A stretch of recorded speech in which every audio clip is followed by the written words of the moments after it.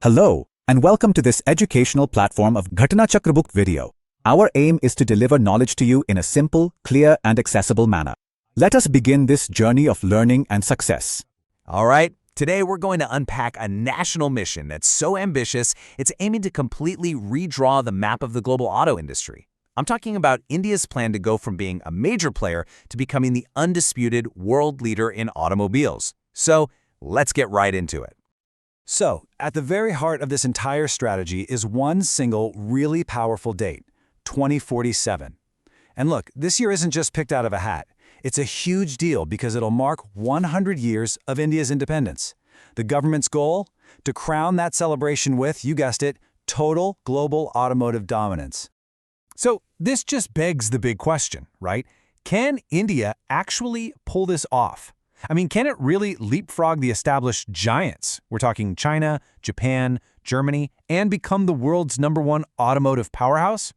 The sheer ambition here, it's just staggering. But you know, this isn't just some lofty dream. Nope, it's backed by a really detailed, multi-decade strategy. It's called the Automotive Mission Plan, and it's basically the official blueprint for this massive national effort. All right, Section 1, India's Automotive Quest. So, let's break down what this whole quest is actually all about. Okay, so its official title is the Automotive Mission Plan 2047, or AMP 2047 for short. And its goal is crystal clear. It's a government initiative to make India the top global power in the automobile industry, right by that big 2047 deadline. And, you know, this isn't India's first crack at a major industrial plan like this. The new AMP 2047 is actually built on the success of a previous mission, the AMP 2026. That's the plan that already pushed India into the world's top 3 auto hubs. So, this isn't a standing start, not at all. It's more like they're using a proven playbook to make that final, incredibly tough leap, from the top 3 all the way to #1. So the big question is, how exactly are they planning to do this? Well, the whole thing is broken down into a pretty clear multi-decade roadmap. They've broken the strategy into 3 distinct phases, each with a super clear objective. First up is foundation by 2030. Then they move to expansion by 2037. And finally, the end game, domination by 2047.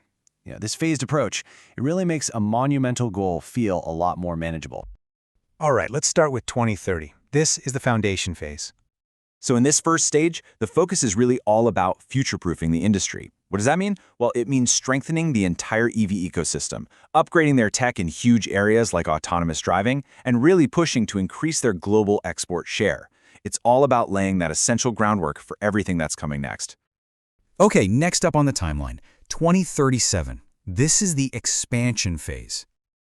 By 2037, the mission really shifts gears from foundation to expansion. The goal here is to transform India into a major hub for advanced manufacturing. That means scaling up their own domestic supply chains to become way more self-reliant, and at the same time, getting deeper into global trade. This phase, it's all about building some serious industrial muscle.